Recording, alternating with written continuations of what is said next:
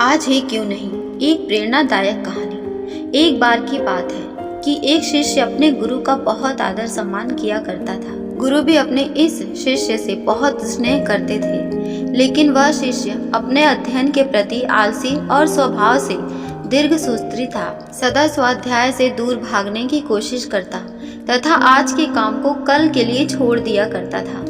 अब गुरुजी कुछ चिंतित रहने लगे कि कहीं उनका यह शिष्य जीवन संग्राम में पराजित न हो जाए। आलस्य में व्यक्ति को अकर्मण्य बनाने की पूरी सामर्थ्य होती है।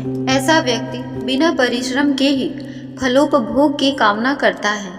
वह शीघ्र निर्णय नहीं ले सकता और यदि ले भी लेता है तो उसे कार्यान्वित नहीं कर पाता।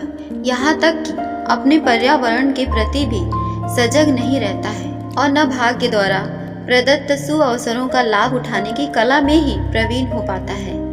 उन्होंने मन ही मन अपने शिष्य के कल्याण के लिए एक योजना बना ली। एक दिन एक काले पत्थर का एक टुकड़ा उसके हाथ में देते हुए गुरुजी ने कहा, मैं तुम्हें यह जादुई पत्थर का टुकड़ा 2 दिन के लिए देकर कहीं दूसरे गांव जा रहा हूँ। जिस भी लोहे की वस्तु को तुम इससे स्पर्श करोगे वह स्वर्ण में परिवर्तित हो जाएगी, पर याद रहे कि दूसरे दिन सूर्यास्त के पश्चात मैं इसे तुमसे वापस ले लूंगा। शिष्य इस सुअवसर को पाकर बड़ा प्रसन्न हुआ, लेकिन आलसी होने के कारण उसने अपना पहला दिन यह कल्पना करते बिता दिया कि जब उसके पास बहुत सारा स्वर्ण होगा तब वह कितना प्रसन्न, सुखी, समृद्ध और संतुष्ट रहेगा।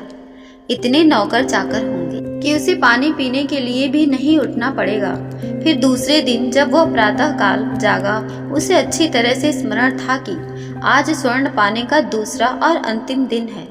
उसने मन में पक्का विचार किया कि आज वह गुरुजी द्वारा दिए गए काले पत्थर का लाभ जरूर उठाएगा।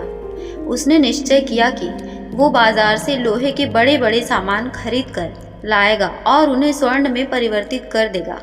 दिन बीतता गया, पर वह इसी सोच में बैठा रहा कि अभी तो बहुत समय है, कभी भी बाजार जाकर सामान लेता आएगा। उसने सोचा कि अब तो दोपहर का भोजन करने के पश्चात ही सामान लेने निकलूंगा, पर भोजन करने के बाद उसे विश्राम करने की आदत थी और उसने बजाय उठ के मेहनत करने के थोड़ी देर आराम करना उचित समझा।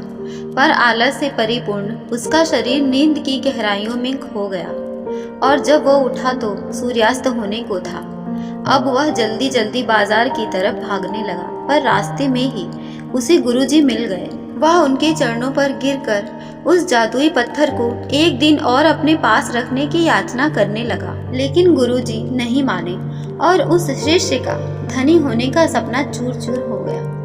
पर इस घटना की वजह से शिष्य को एक बहुत बड़ी सीख मिल गई। उसे अपने आलस्य पर पछतावा होने लगा।